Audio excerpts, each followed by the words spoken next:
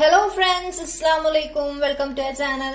So നമ്മൾ ഇന്ന് തയ്യാറാക്കാൻ പോകുന്നത് നമ്മൾ ഈവനിങ് സ്നാക്ക് ഒക്കെ ആയിട്ട് കഴിക്കാൻ പറ്റുന്ന ചേമ്പപ്പമാണ്. ഒരുവിധം പേർക്ക് അത് ചിലപ്പോൾ ഉണ്ടാക്കാൻ അറിയായിരിക്കാം. ഉണ്ടാക്കാൻ അറിയാത്തവര് എന്തായാലും ഈ ഒരു വീഡിയോ നോക്കി എളുപ്പത്തിൽ ഉണ്ടാക്കി നോക്കുക. ഭയങ്കര ടേസ്റ്റ് ആണ് കേട്ടോ. അപ്പൊ നമുക്ക് ഉണ്ടാക്കാനായിട്ട് തുടങ്ങാം. അപ്പൊ അതിന് വേണ്ടിയിട്ട് ഞാനൊരു ബൗൾ എടുത്തു വെച്ചിട്ടുണ്ട്.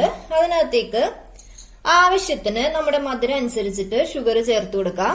ഞാനിപ്പോ കുറച്ച് ഷുഗറേ ചേർക്കുന്നുള്ളൂ. ഏകദേശം ഒരു 1.5 ടീസ്പൂൺ ഷുഗറേ ഞാൻ എടുത്തിട്ടുള്ളൂ. ഇനി നമുക്ക് ഇതിനകത്തേക്ക് ഒരു കോഴിമുട്ട പൊട്ടിച്ചൊഴിച്ചു കൊടുക്കാം.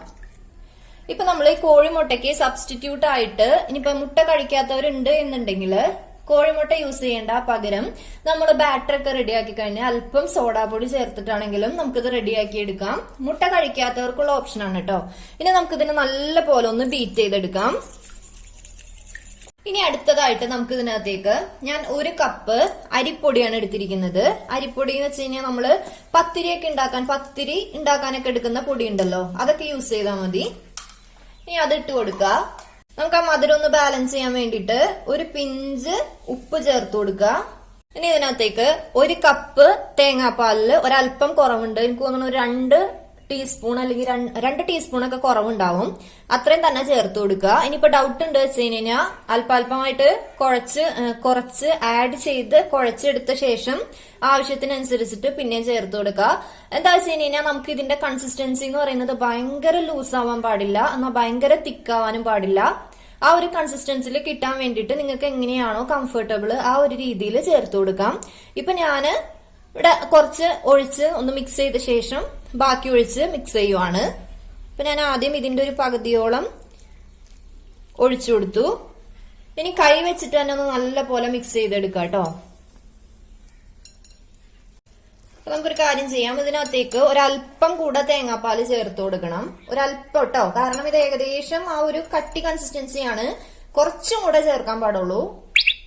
ഒരു 1/2 ടീസ്പൂണോളം കൂടെ ഞാൻ ചേർത്തിട്ടുള്ളൂ കേട്ടോ.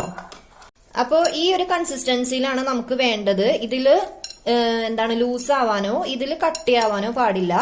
ഇപ്പൊ ഇത് കറക്റ്റ് കൺസിസ്റ്റൻസി ആയിട്ട് നമുക്ക് കിട്ടിയിട്ടുണ്ട്. അപ്പൊ നമ്മൾ തേങ്ങാപ്പാലാണ് എടുത്തത് കണ്ടോ. ഈ ഒരു കൺസിസ്റ്റൻസിയിലാണ് നമുക്ക് കിട്ടേണ്ടത്. ഇനി വേണമെന്ന് വെച്ച് കഴിഞ്ഞാൽ നമുക്ക് ഇതിനൊരു 1/2 മണിക്കൂർ റെസ്റ്റ് ചെയ്യാനായിട്ട് വെക്കാം കേട്ടോ. അല്ലാതെ വെച്ച് കഴിഞ്ഞാൽ നമുക്ക് അപ്പൊ തന്നെ ഫ്രൈ ചെയ്തെടുക്കാം. അപ്പൊ ഞാൻ ഇതിനൊരു 1/2 മണിക്കൂർ ഒന്ന് റെസ്റ്റ് ചെയ്യാനായിട്ട് വെക്കുവാണ്. ഇത് ശരിക്കും ഒരു ചെറിയ ബ്രൗൺ നിറാവും കേട്ടോ. 2 സ്ഥലം ഇതുപോലെ പൊന്തി വന്ന ശേഷം 2 സ്ഥലം ഒരു ബ്രൗൺ നിറാവും. അപ്പോഴാണ് നമുക്കിത് എടുക്കാൻ പാടുള്ളൂ.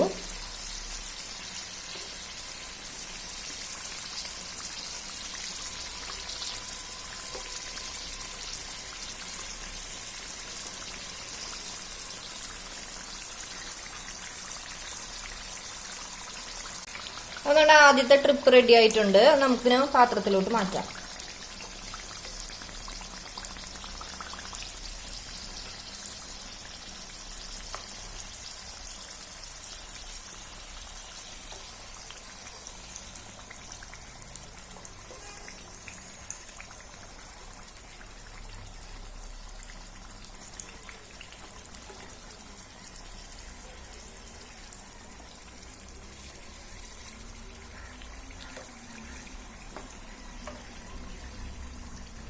അപ്പൊ നമ്മുടെ ബാറ്റർ റെഡിയാക്കി വെച്ചിട്ട് 1/2 മണിക്കൂർ കഴിഞ്ഞിട്ടുണ്ട്. അതുപോലെ തന്നെ നമുക്കിനി ഫ്രൈ ചെയ്തെടുക്കാം. അതിന് വേണ്ടിയിട്ട് ഞാൻ ഓയിൽ വെച്ചിട്ടുണ്ട്. ഓയിൽ നല്ല പോലെ ചൂടായി വന്നിട്ടുണ്ട്. ഇനി നമുക്ക് ചെറിയ ചെറിയ ഉരുളകളായിട്ട് ഇതേമാതിരി ഉരുളകളായിട്ട് എടുക്കുക. കാണാൻ പറ്റുന്നുണ്ടോ? ചെറിയ ചെറിയ ഉരുളകളായിട്ട് എടുക്കുക. എന്നിട്ട് ഇട്ട് കൊടുക്കുക.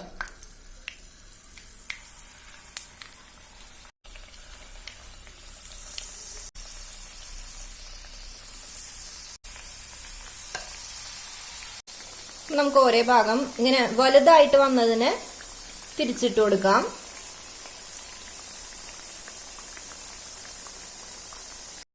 ഇത് ശരിക്കും ഒരു ചെറിയ ബ്രൗൺ നിറാവും കേട്ടോ. 2 സ്ഥലം ഇതുപോലെ പൊന്തി വന്ന ശേഷം 2 സ്ഥലം ഒരു ബ്രൗൺ നിറാവും. അപ്പോഴാണ് നമുക്കിത് എടുക്കാൻ പാടുള്ളൂ.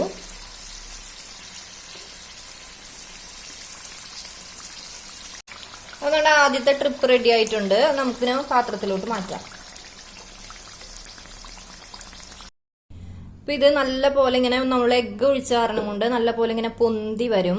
നല്ല സോഫ്റ്റ് ആയിരിക്കും കേട്ടോ കഴിക്കാനും വേണ്ടിയിട്ട്. നല്ല രസമായിരിക്കും ഇത് കഴിക്കാൻ വേണ്ടിയിട്ട്. കുറച്ചും കൂടെ മധുരമൊക്കെ ഇടുവാണെന്നുണ്ടെങ്കിൽ നല്ല മധുരത്തോടു കൂടെ സൂപ്പറായിട്ട് കഴിക്കാനായിട്ടൊക്കെ പറ്റും.